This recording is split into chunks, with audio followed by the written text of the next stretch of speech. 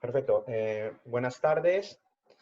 Hoy se celebra el tercer webinar del Congreso Virtual de la Sociedad Valenciana de Nefrología y sin alargarme demasiado me gustaría introducir al presidente de la Sociedad Valenciana de Nefrología, el doctor José Luis Gorris, que hará de anfitrión y presentará tanto el moderador como el speaker de la sesión.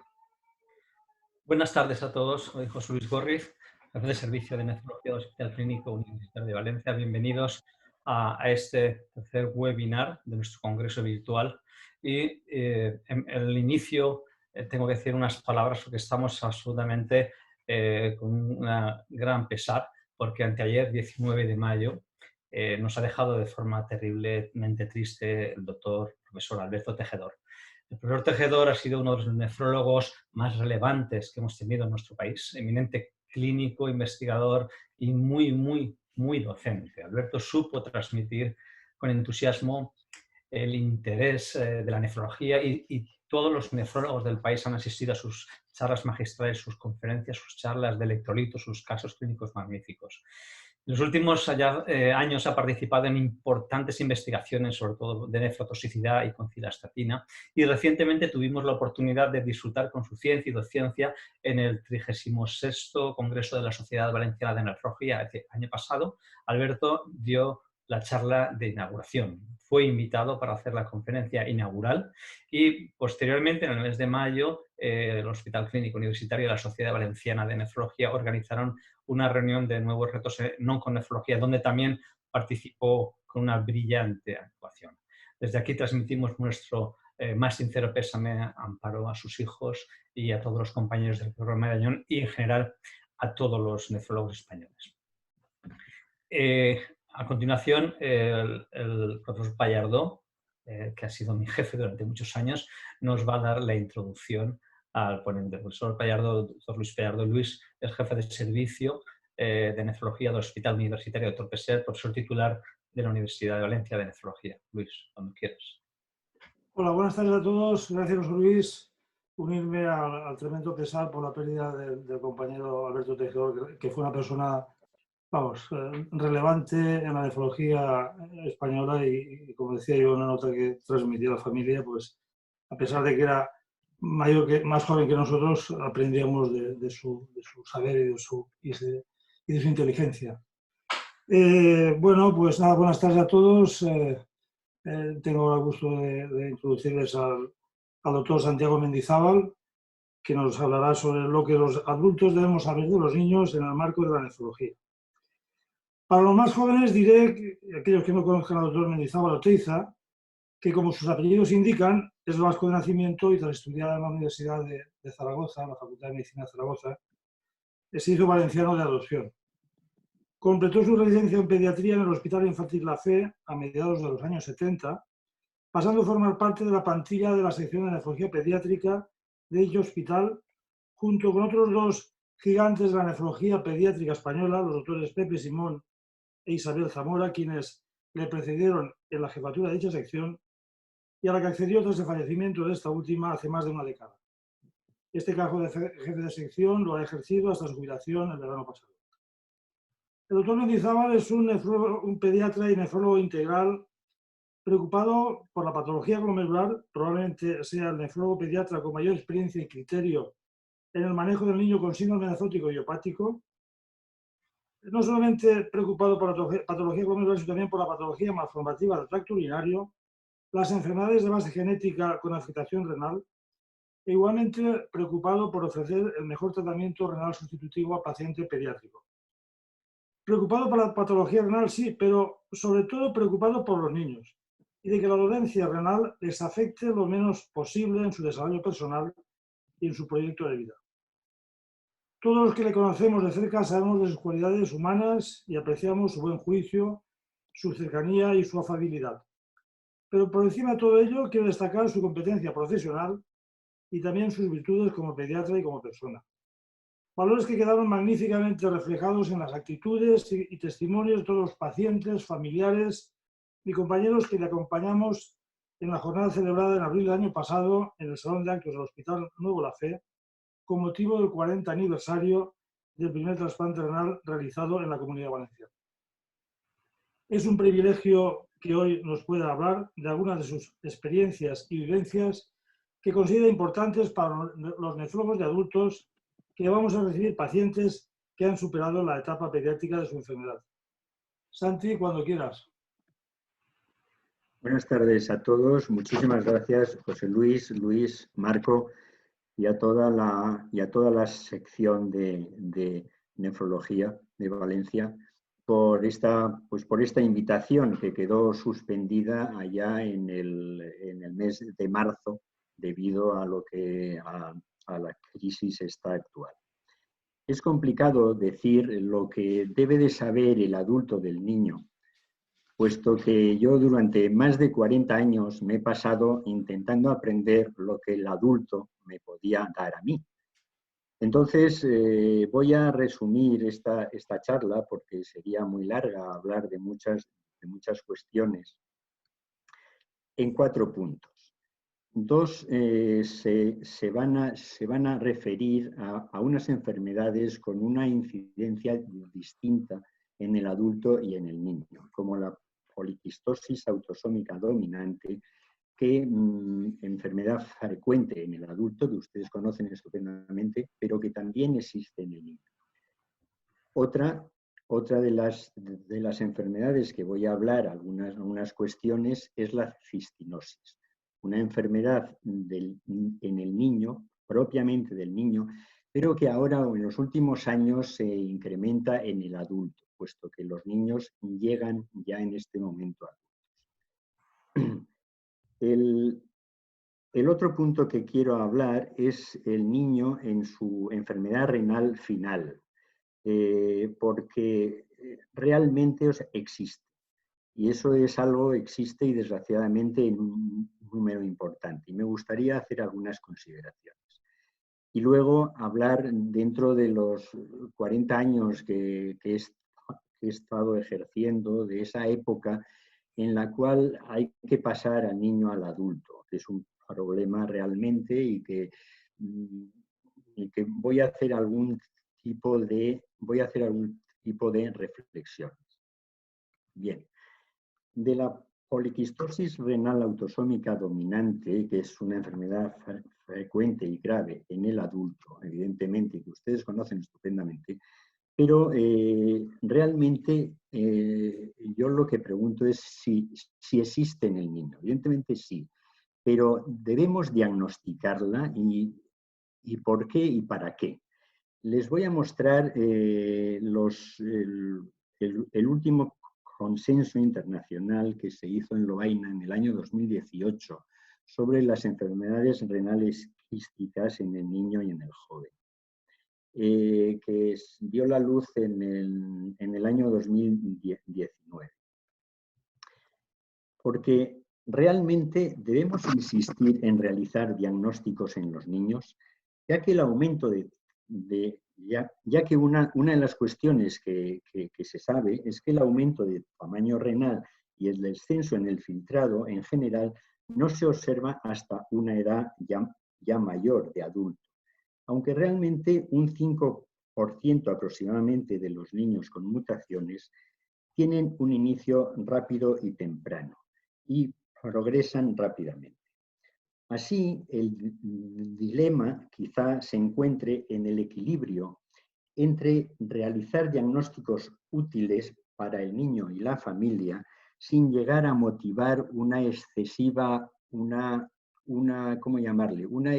ansiedad en el niño ni en los padres, ya que existen realmente datos a favor y en contra de una cuestión y de otra. Realmente, por un lado, hay algunos niños que pueden llegar a beneficiarse de un diagnóstico rápido y precoz, dando algunas recomendaciones de hábitos de vida y de tratamiento de síntomas que pueden llegar a influir en el futuro del niño. Sin embargo, no siempre es así. Y realmente, aunque lleguemos a diagnosticar, en la mayoría de los niños no podemos conseguir interferir en la marcha en la marcha evolutiva. Entonces, ¿quién tiene que llegar a decidir si se hace un diagnóstico o no en los niños, si hacemos un screening en los niños sobre esas familias que tienen antecedentes? Los padres, los niños, el médico. Yo realmente lo que creo es que el médico no debe llegar a decidir eso. El médico lo que debe llegar a hacer es informar.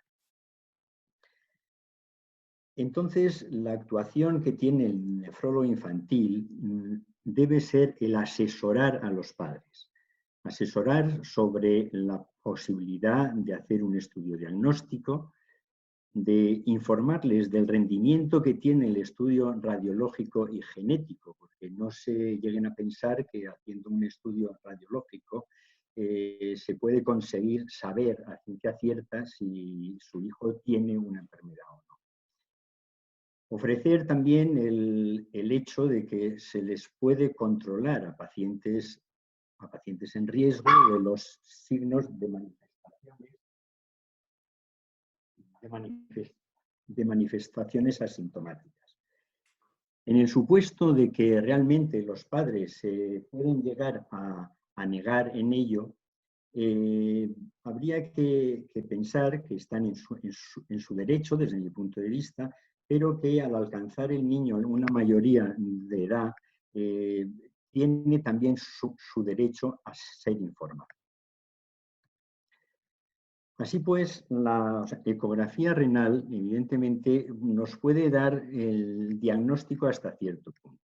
Observamos que en los hijos de familias con los antecedentes familiares de poliquistosis renal, una hiperecogenicidad renal, los riñones grandes o niños que ya mayores de 15 años que tienen un quiste o más renal, el diagnóstico lógicamente es un hecho más o menos cierto.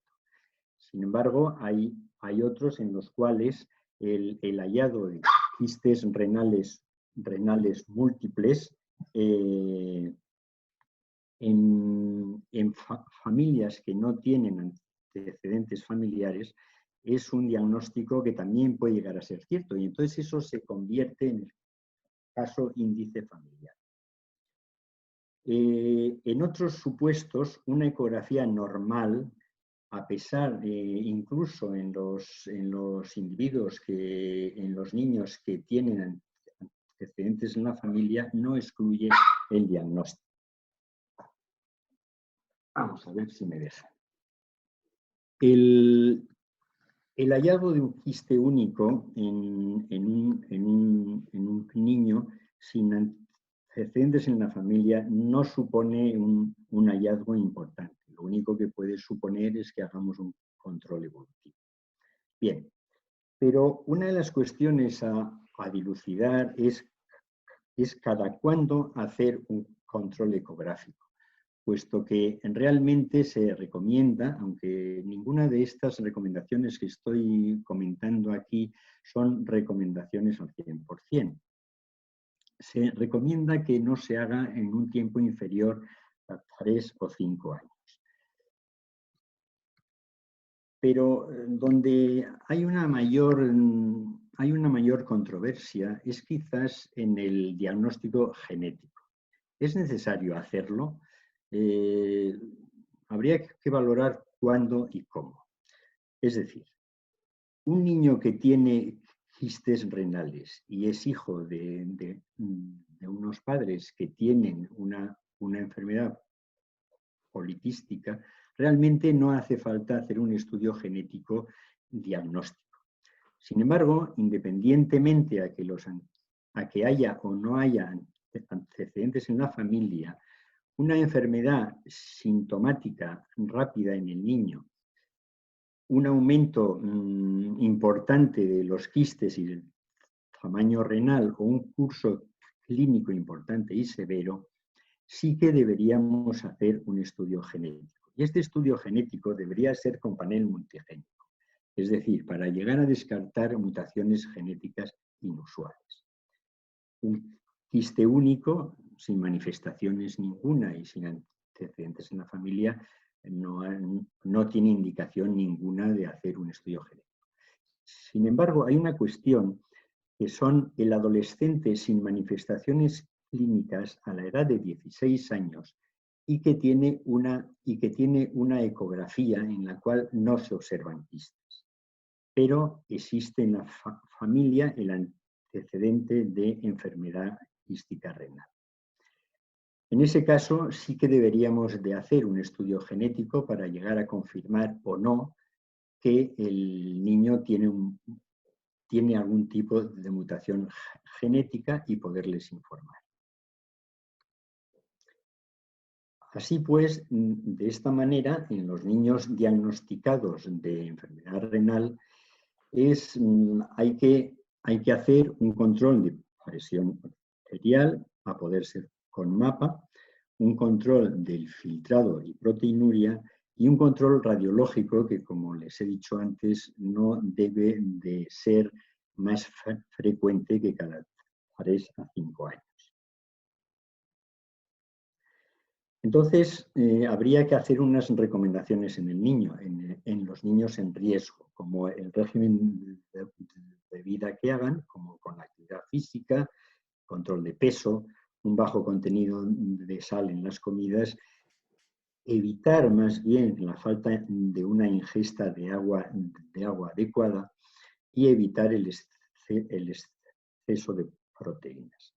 Igualmente, evitar medicaciones como la vasopresina en los niños con una incontinencia urinaria, evitar inhibidores en la mTOR y evitar tratamientos anticonceptivos en las niñas adolescentes. Habría que valorar evitar los antagonistas de vasopresina en los niños menores de 18 años, salvo quizás en los casos puntuales. He de decir que yo no tengo experiencia ninguna en ello. Y en general no se debe de intentar hacer un diagnóstico radiológico de aneurismas, de quistes hepáticos, etcétera, puesto que en los niños es muy poco común. Y lo que hay que hacer es una cuidadosa transferencia de pediatría a adultos. Bien.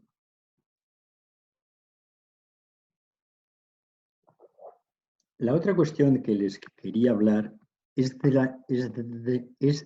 la cistinosis. Es una enfermedad rara, ultra rara, pero muy grave en el niño y que últimamente se va viendo más en el adulto, pero que no se conoce bien.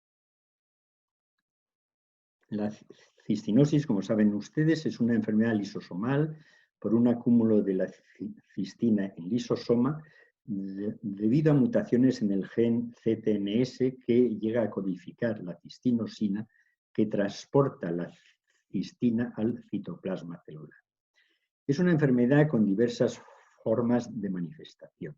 Una forma infantil muy grave que es la mayoría de casos. Es muy severa y su manifestación inicial es el síndrome de Fanconi. Una cistinosis juvenil con una mayor afectación glomerular igualmente grave. Y por último, la cistinosis en el adulto como forma exclusiva ocular que no afecta al riñón. Como saben bien ustedes, es una herencia autosómica recesiva. Es decir, un 25% de los niños son sanos, un 25% enfermos y un 50% lo portan, pero no lo padecen. Bien, su incidencia anual puede ser entre 1 y 150.000 recién nacidos. Su prevalencia es de 1 a 9 casos en millón. El registro en España, aproximadamente actualmente habrá unos 55, 60 enfermos. Sin embargo, fíjense, más del 50% se dan en pacientes adultos. Es decir, en registro, la mayoría está en registro de adultos. Así, en el registro de la EDTA, el 1% de los trasplantes supone el 1% de los trasplantes realizados en menores de 20 años y el 0,1% de pacientes controlados con trasplante renal en mayores de 20 años. Como digo, es una enfermedad muy grave en el niño y ha sido más grave en el sentido de que hasta hace unos años la mayoría de los niños se morían. Pero hoy día, con un diagnóstico rápido y precoz, existe una medicación que se puede poner inmediatamente al diagnóstico, la histamina, un cumplimiento de la misma que debe ser a rajatabla, un enfoque multidisciplinar, puesto que es una enfermedad multisistémica y efectuando una transición adecuada al adulto, se convierte en una enfermedad crónica en el adulto, al cual llegan normalmente el 80% de los casos con un injerto renal. En la gráfica que tienen a la derecha se ve que la enfermedad renal final es una situación inexorable, es decir, en la mayoría de casos acaban en una insuficiencia renal a pesar de haber administrado la medicación que les he comentado en un tiempo entre los 10 y 15 o 20 años. Y como les he dicho, es una enfermedad multisistémica. Se inicia en el niño con el síndrome de Fanconi, que se puede ver ya en el año inicial de la vida. Rápidamente evoluciona hacia una enfermedad renal crónica y hacia la diálisis entre los 7 y 10 años. A lo largo de la vida se van sucediendo la incorporación de las manifestaciones multisistémicas, como el hipotiroidismo, la miopatía, la ceguera, la diabetes, el hipogonadismo, la afectación en el sistema nervioso central, etc. Entonces, lo que es fundamental es que el diagnóstico se haga rápido y precozmente. En los niños en riesgo, es decir, los niños que tienen en su familia antecedentes de cistinosis, es importante hacer un screening. Es importante hacer un screening prenatal. Se puede hacer con la cistina en el líquido amniótico, la cistina en las vellosidades coriónicas. El diagnóstico clínico inicialmente es a través del llamado, del que lo he comentado ya, el llamado síndrome de Fanconi y los depósitos de cristales en la córnea y conjuntiva, que se da prácticamente en la totalidad de casos a los 18 meses.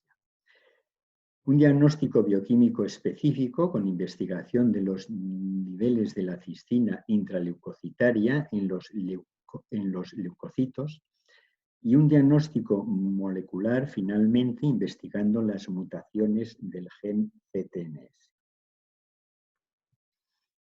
He dicho que tiene medicación, efectivamente que la tiene, efectiva además. Y se debe y se puede iniciar inmediatamente al diagnóstico. Ello conlleva disminuir los depósitos de la cistina lisosomal en un 95% de casos. Bien, el inicio ha de ser rápido y precoz. Y debe ser, como he dicho antes,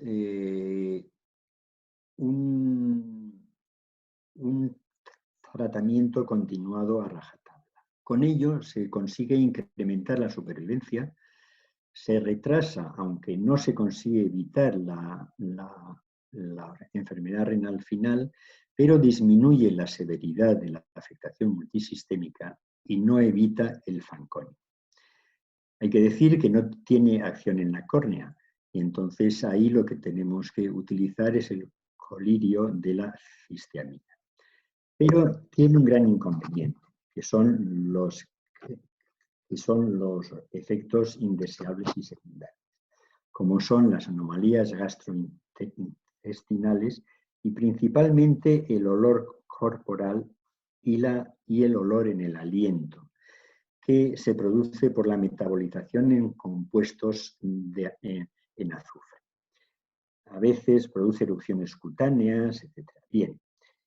En el mercado, en 1997, salió el primer compuesto, el bitartrato de cisteamina, el cistagón, y hace 7 años aproximadamente que salió la cisteamina con liberación retardada.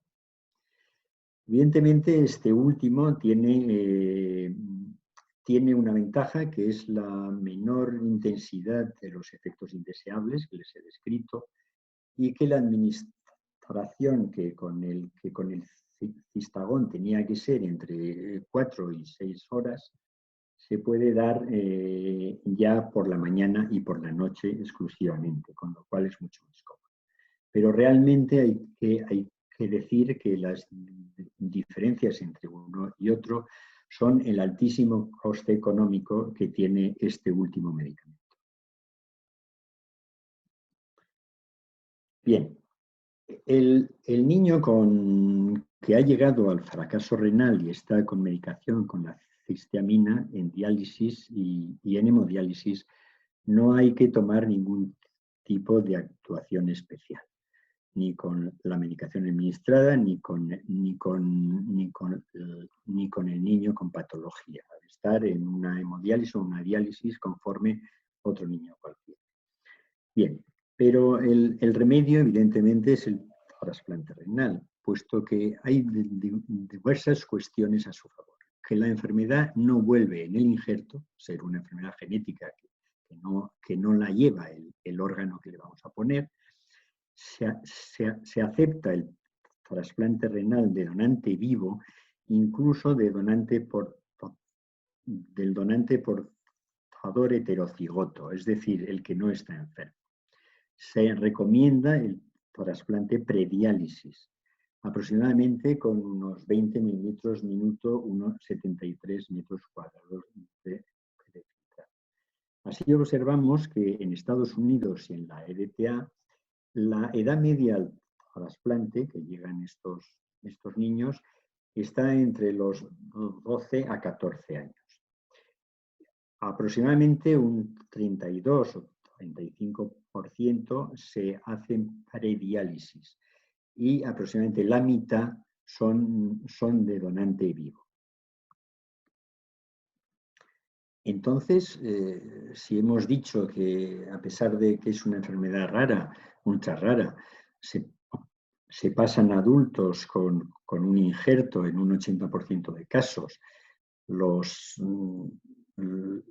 tiene una enfermedad multisistémica que se conoce, que se va incrementando, es cierto, pero que los nefrólogos de adultos lo conocen bien, lo manejan bien, etc. Entonces, ¿cuál realmente es el problema? Pues viene dado porque en la actualidad aún yo considero que es una enfermedad que no se conoce bien en el adulto, que por otra parte los efectos indeseables de la cisteamina y una transición que a veces es complicada y difícil, puede hacer que junto a la falta de adherencia que el individuo con un injerto renal a la medicación le conlleva a la medicación, puede llegar a darse la retirada por él mismo en cuanto a la medicación. Con lo cual se condiciona un empeoramiento de la situación clínica renal y sistémica. Es decir, que se pasa de una enfermedad que puede llegar a ser llevadera y se puede controlar bien a una enfermedad renal que pueda llegar a volver otra vez a la situación inicial. Bien, dicho esto, voy a pasar al siguiente punto, que es el enfermo renal crónico infantil. Y voy a hacer diversas consideraciones. Este paciente existe, es quizá la primera consideración que me gustaría que los nefrólogos de adultos que tengan en cuenta. Existe. Es cierto que en los últimos años enfermedades que no se curaban o de un pronóstico incierto o malo, con los mejores métodos diagnósticos y de actitudes a veces ordinarias y extraordinarias, algunas que han rozado o rozan el límite de las actuaciones con una cierta conflictividad ética, se han convertido realmente en enfermedades que tienen una supervivencia larga.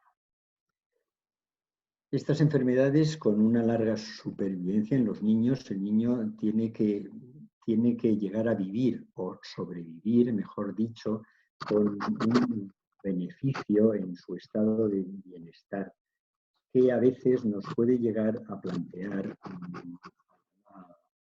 corto plazo si los fines justifican los medios, puesto que hay una diferencia quizá con el adulto importante.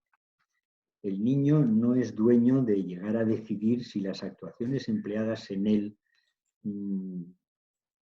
llevan su visto bueno o no. Ellos no van a llegar a decidir esas actuaciones. Entonces ahí es fundamental esa importancia que tiene el nefrólogo infantil en que pueda llegar a conjuntar a los padres, a los médicos, los pediatras, en cuanto a llegar a decidir el futuro que tiene ese niño. Puesto que igual que en el adulto, evidentemente, hay situaciones crónicas que afectan a otros órganos y sistemas que ponen unos límites en medicina, unas líneas rojas en las cuales hay que llegar a decidir. Si iniciamos actitudes o no las iniciamos, se mantienen o se retiran a veces. Pero ¿quién es el que puede llegar a decidir esto? Porque a mí se me plantea a lo largo de mis años en este campo, que ¿quién ha creado ese paciente crónico? De alguna manera los médicos tenemos alguna responsabilidad en ello.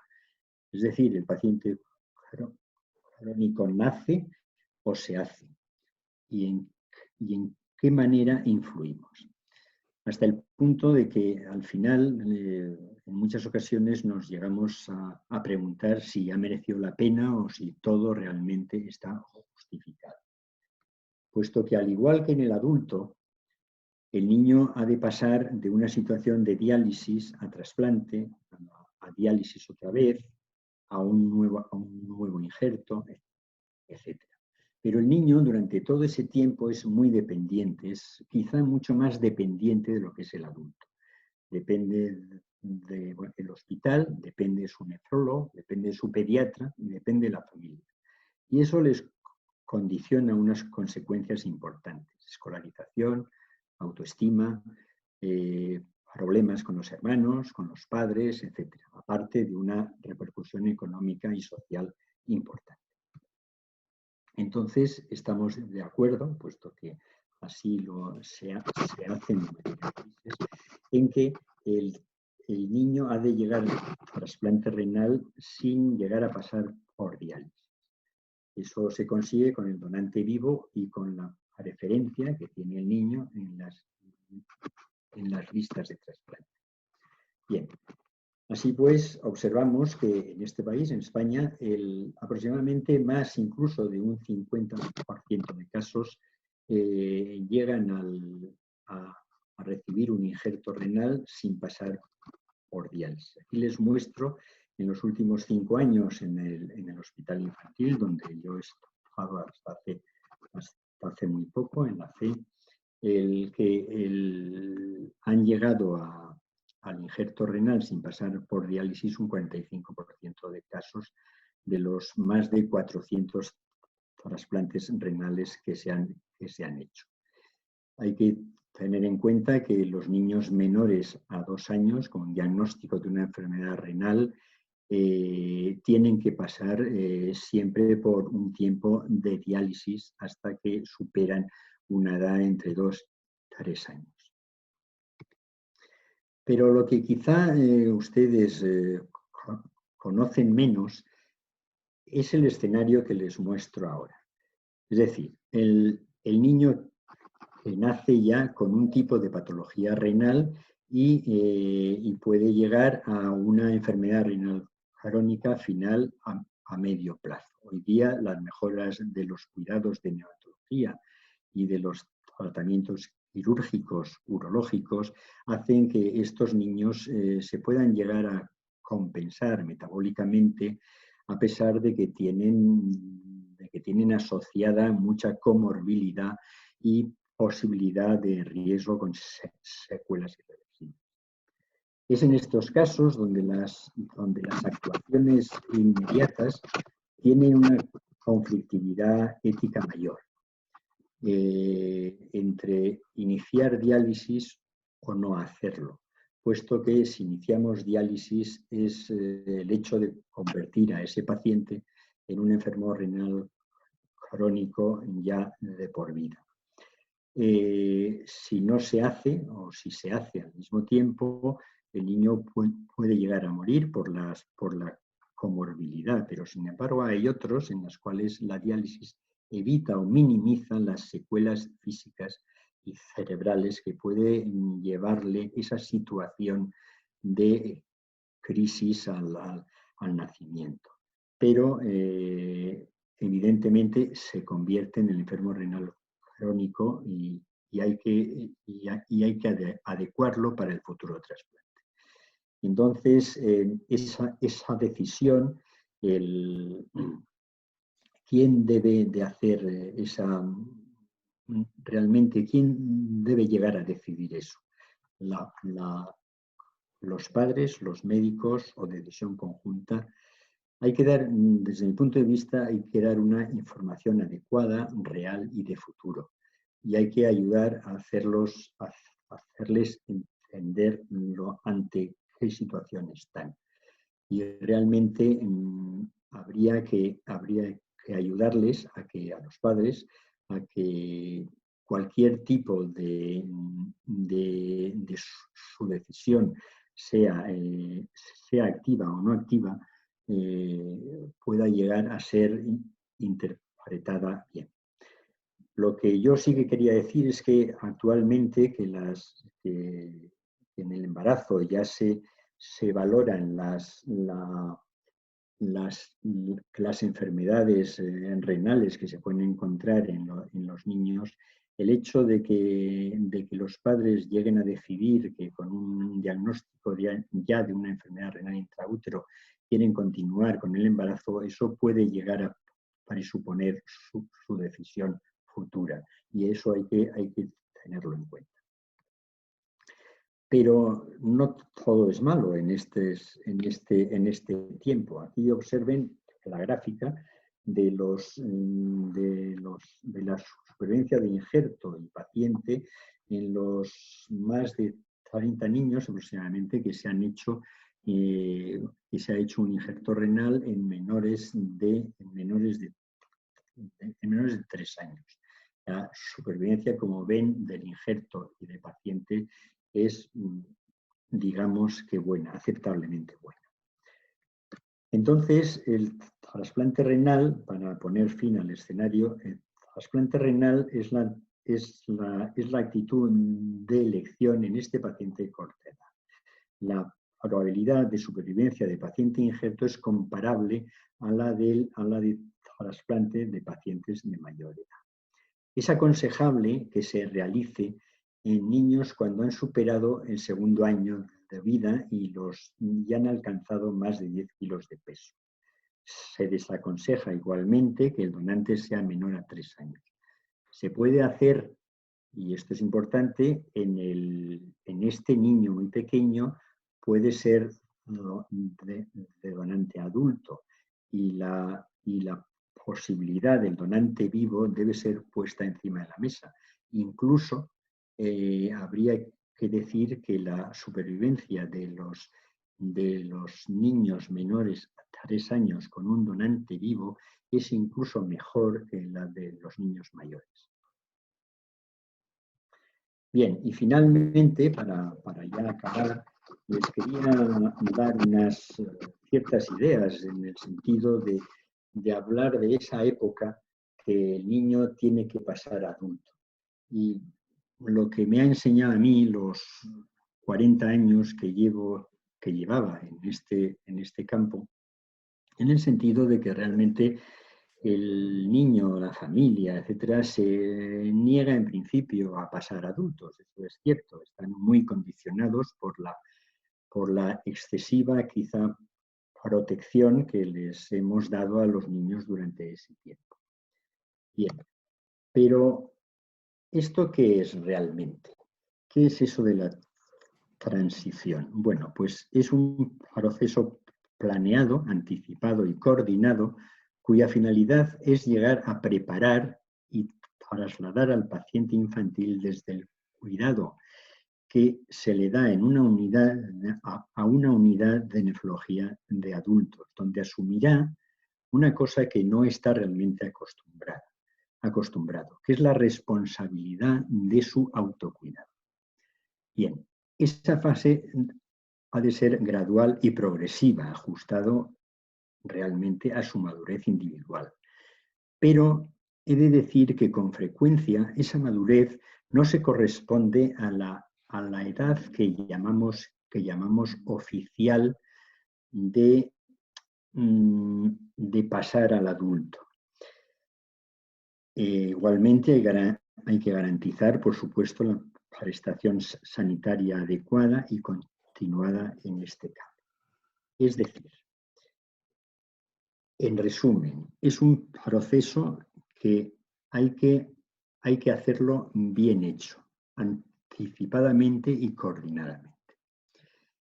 Un punto en los que quiero incidir es que ese niño o ese adolescente, según la edad en que lo llevemos adultos, se pasa de ese cuidado protegido por la familia y por los nefrólogos infantiles a hacerse autorresponsable de sí mismo.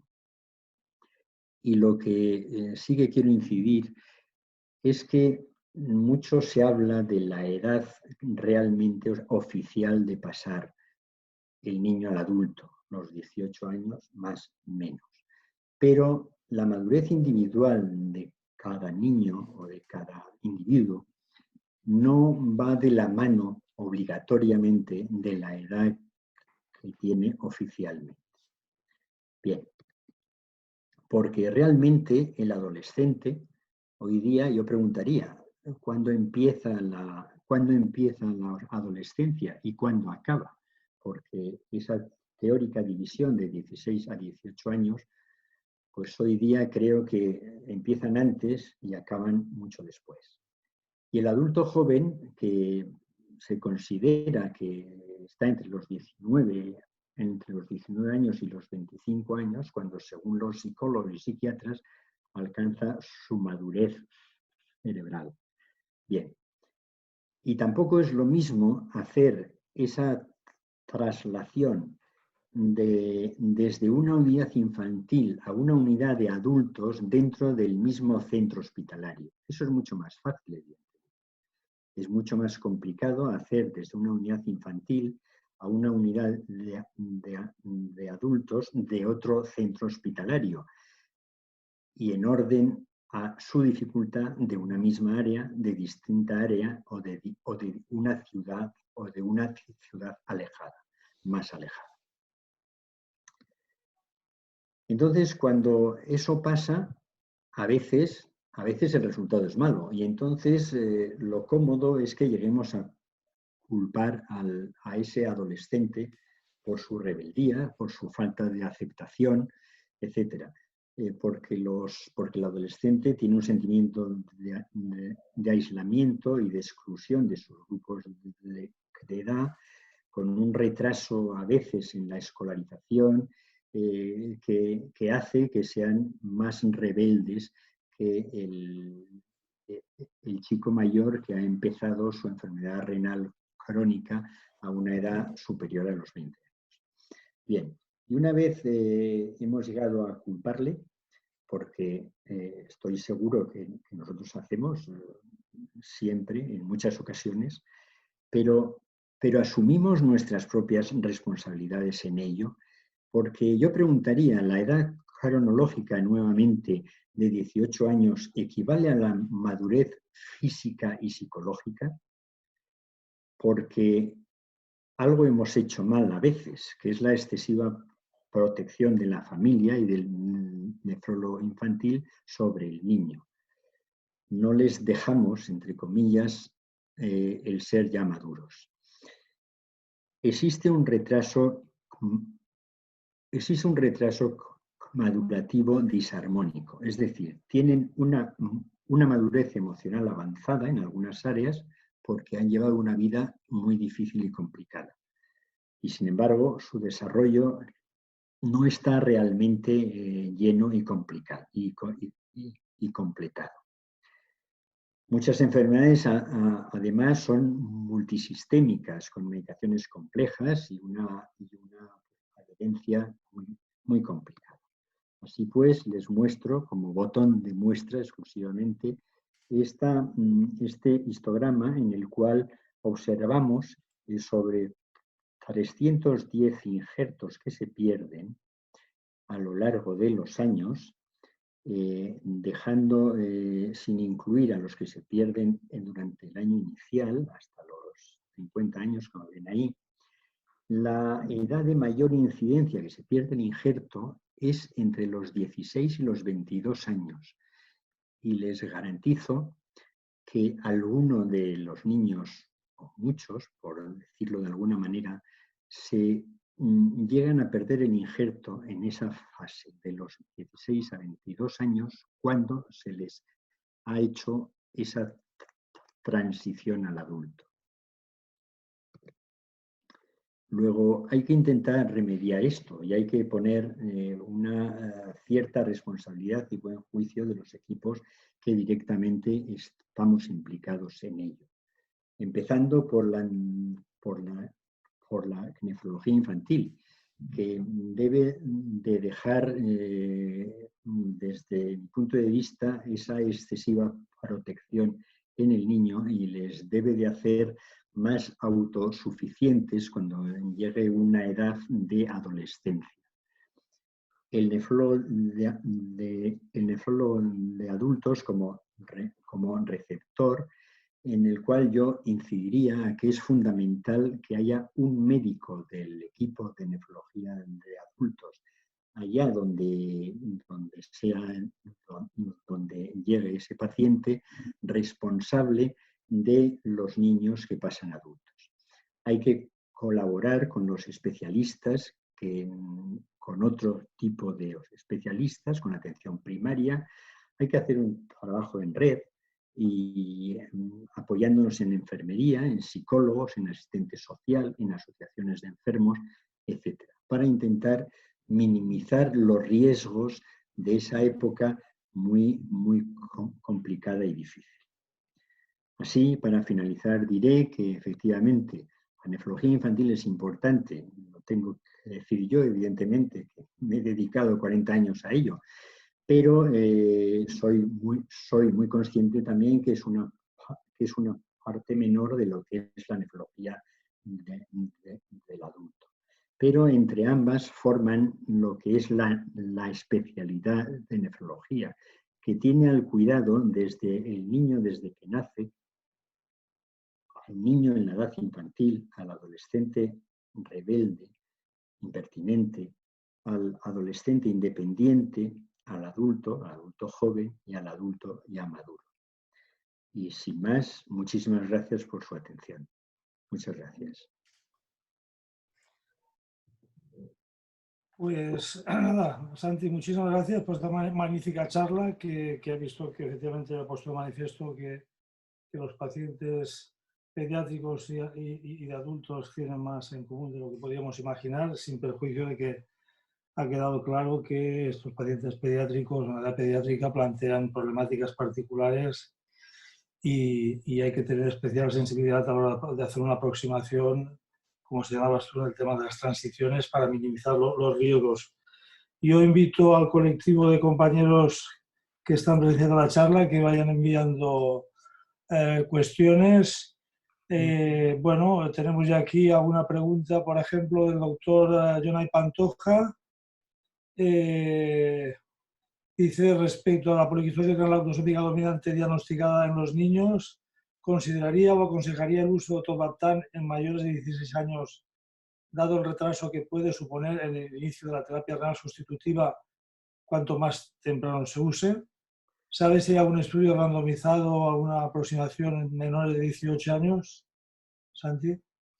Sí, bueno, o sea, experiencia ya he dicho que yo no tengo realmente ninguna.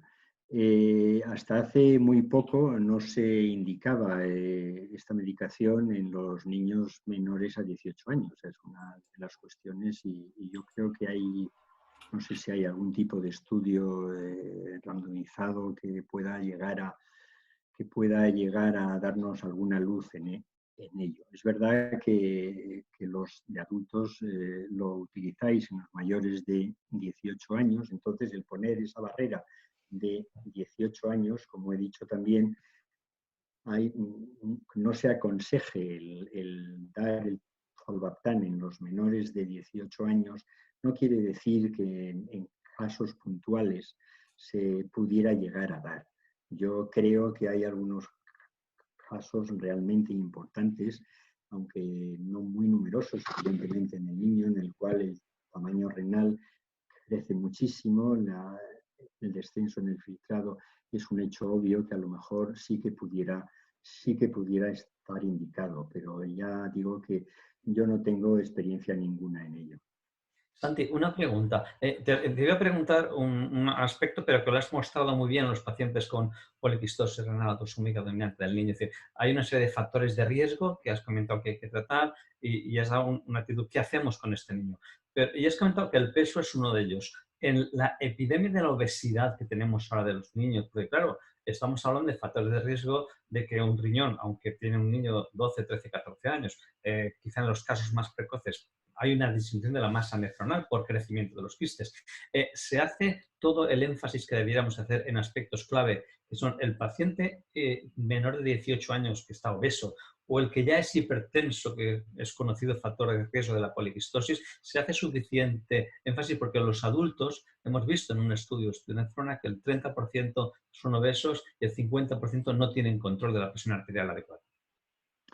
Estoy completamente de acuerdo contigo. Es decir, la epidemia actualmente de obesidad alcanza a valores importantísimos.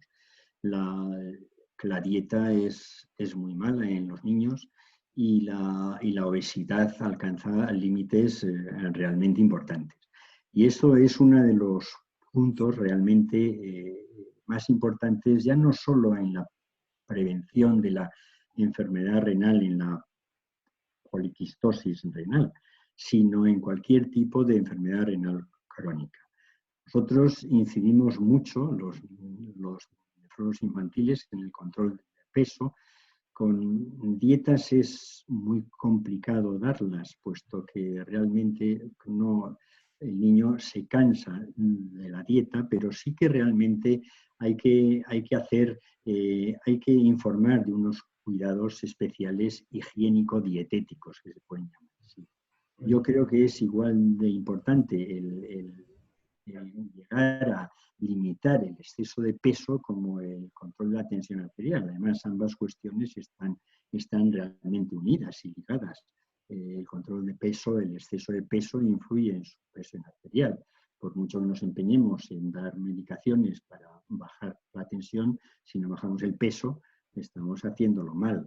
De ahí que es fundamental realmente, pero no digo en la poliquistosis renal, sino en cualquier tipo de enfermedad renal que tiene una evolución a largo plazo crónica, el control de peso, el control de la presión arterial, de la microalbuminuria, etc.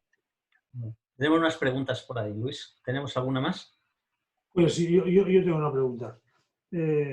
Vamos a ver, Santi, lo has mostrado muy bien, has mostrado una tabla sobre toda la serie de medidas digamos, ejercicio, buenos hábitos, etcétera, etcétera. A menudo nos llegan pacientes pediátricos vuestros. Yo quería destacar quizás dos aspectos que no están en la diapositiva, no porque no los tengáis presentes, pero bueno, yo sí que creo que es importante, bueno, el tema de la mención del tabaco como factor de riesgo fundamental, está claro. Después un poco, yo creo que en esta gente joven a veces conviene aumentarles la autoestima, es decir, de alguna manera en estos pacientes que a veces vienen con el estigma de un enfermo renal que, bueno, que potencialmente puede evolucionar. A mí me parece que es particularmente importante, por una parte, bueno, pues elevar la autoestima, como digo, pues haciéndoles ver que realmente, pues, que, bueno, que tener esta limitación o este problema puede ser una ventaja en el sentido de que les anime a cuidarse más que otros compañeros que probablemente pueden hacer una vida muy similar a la de ellos, ¿no? Y que lo tomen en el sentido, ¿no? De que realmente, bueno, conocer esta limitación les debe llevar a ser más cuidadosos en toda serie de estos aspectos que de alguna forma pueden tener un impacto ulterior. Y de la misma manera, a veces también, pues, a los padres, porque a lo mejor en las primeras visitas al menos vienen acompañados los padres también un poco, pues, que los hábitos en la familia deben cambiar para bien. Es decir, que o de alguna manera hay que poner énfasis en que, en fin, mal ejemplo es que el padre fume, que la madre fume, pues que las dietas sean moderadas en sal, etcétera, etcétera. Es decir, yo creo que estos aspectos son fundamentales, o sea, preservar un poco la autoestima del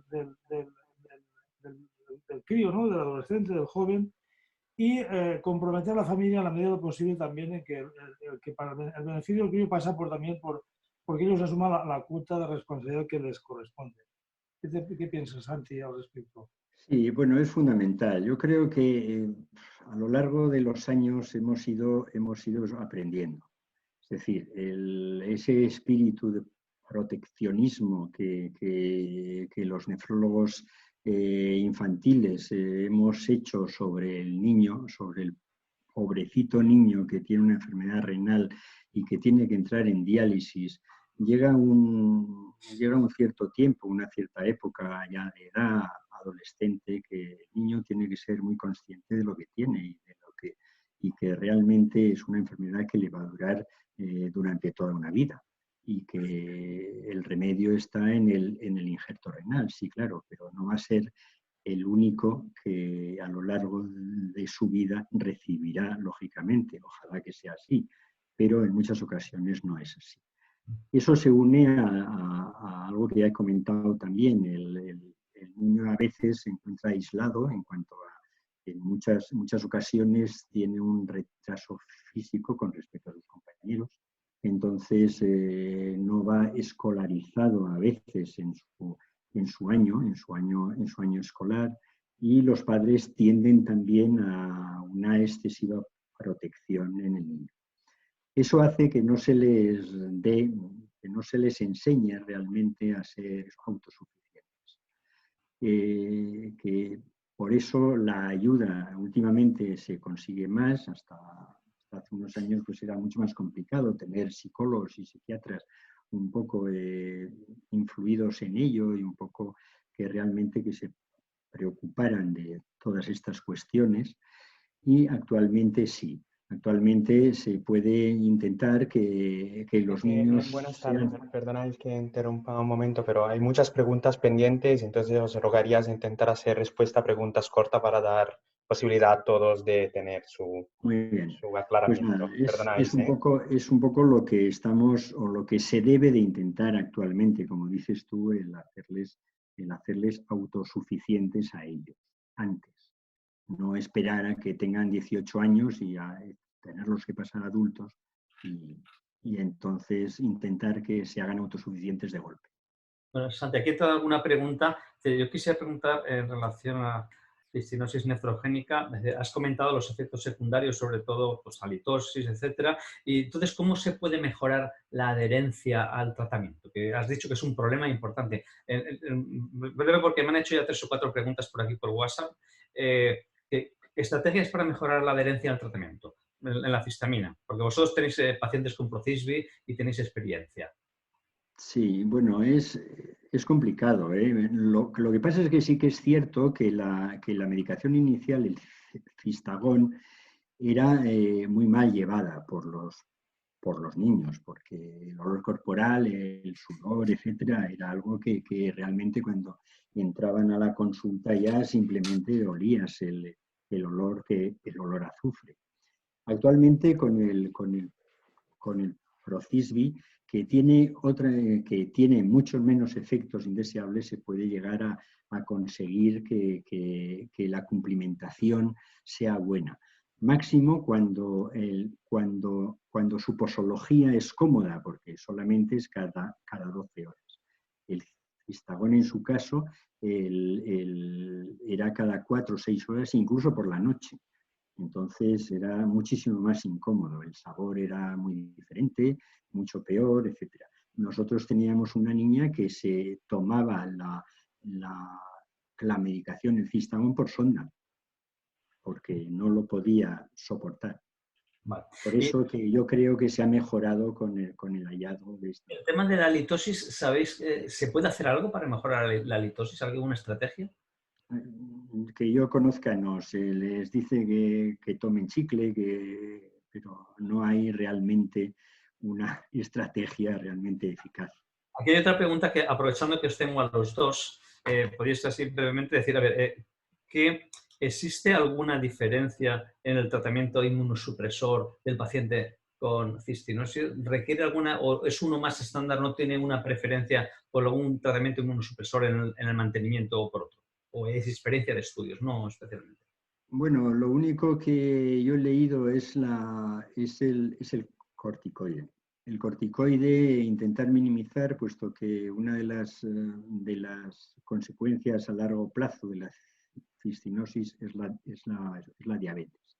Entonces ahí sí que se debe de intentar minimizar el corticoide en ese caso. Vale. La última que me han entrado es, en el seguimiento, tienes pacientes, lo trasplantas, ¿qué seguimiento haces? ¿Qué monitorización haces para la enfermedad periódicamente, cada año? ¿Qué tipo de pruebas son las estándar del seguimiento? Bueno, el seguimiento más importante realmente es el cumplimiento de la medicación. Entonces, puesto que es lo que realmente es una cuestión eficaz en cuanto al prolongar la enfermedad renal o la fase de enfermedad renal antes de pasar a la fase final y el retraso en la afectación multisistémica. Ahí uno de los controles efectivos es valorar el cumplimiento de la medicación con los niveles de cistina intraleucocitaria. Eso lo hacemos cada 6 meses aproximadamente. Se hace cada 6 meses para intentar, porque en muchas ocasiones los niños adolescentes engañan, en el sentido de que lo toman y realmente tú vas viendo que no y ves que los niveles no van de acuerdo a lo que dicen ellos. Eso sí que es, aparte del control el control de los cristales en la córnea, eso es importante. Y ya más adelante, pues la prevención de las complicaciones. En la cistinosis en los niños, una de las cuestiones que no he hablado es el tratamiento con hormona de crecimiento, que es muy eficaz y se suele añadir al tratamiento de la enfermedad renal. La hormona de crecimiento para intentar que no exista un retraso de crecimiento tan importante. Eso sí que es fundamental en los niños. Luis, ¿alguna pregunta más para acabar? Bueno, a ver, aquí tenemos, Marco planteaba el tema del seguimiento del paciente, el paciente cuando transita a la nefrología de adultos, la conveniencia que señalabas antes, bueno, pues la ventaja que puede derivarse de hacer un seguimiento en el mismo centro hospitalario, pero no siempre es posible, que cabe la posibilidad de algún seguimiento coordinado. Yo añadiría, si en estas transiciones, además del informe clínico, pues conviene ser exhaustivos acerca de la personalidad, del contexto sociofamiliar, en fin, qué información a compartir que pueda allanar en lo posible esta transición y que los resultados sean lo más satisfactorios posibles. Sí, yo creo que hay que mejorar la conexión entre los nefrólogos infantiles y los nefrólogos en adultos. Es verdad que es más fácil, es mucho más sencillo el trasladar un paciente dentro del mismo centro hospitalario. Ahí lo que se recomienda es que las consultas en el último año sean unas consultas conjuntas.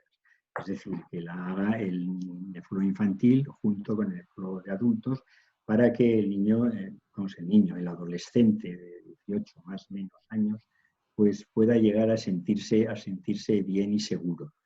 Eso es fundamental. Lo mismo que es fundamental que en el servicio de nefrología de adultos está un médico encargado de eso.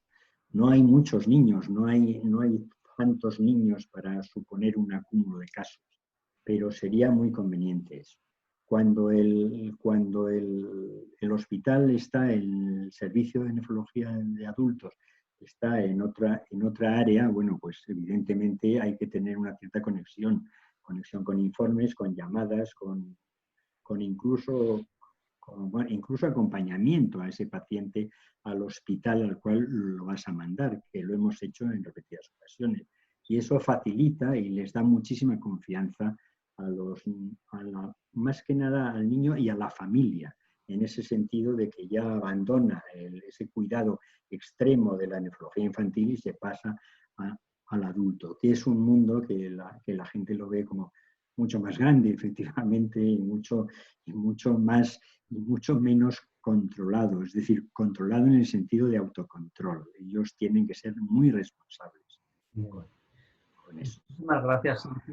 Muchísimas gracias, Luis, por tu presentación y preguntas. Santi, ha estado fantástico. Hemos aprendido de muchos 40 años de experiencia. Ha sido realmente, hemos disfrutado muchísimo y aquí nos despedimos de esta webinar, sin agradecer a Chiesi, que ha sido el patrocinador específico, mayor sponsor de esta webinar, junto con todos los patrocinadores que habitualmente nos ayudan en el Congreso. Gracias a Chiesi por permitirnos esta webinar y Marco nos va a dar entrada para anunciarnos brevemente la próxima webinar del día 28 de mayo. Marco, ¿de quién tenemos? Sí, rápidamente solo recordar a todos que el webinar de hoy estará disponible desde mañana en nuestro canal YouTube, porque hemos grabado la sesión. Y os recordaros que esto hace parte de un ciclo de webinars todos los jueves a las 16:30, así que el 28 de mayo el próximo webinar será a cargo de la doctora Puchades y hablará sobre el tratamiento actual de la hipercalemia en los pacientes con enfermedad renal crónica. Muchas gracias a todos. En primer lugar, a Santiago Mendizabal por su ponencia, así como a los moderadores. Un saludo a todos. Gracias a todos y hasta la próxima. Buenas tardes. Buenas tardes. Muchas gracias a todos vosotros.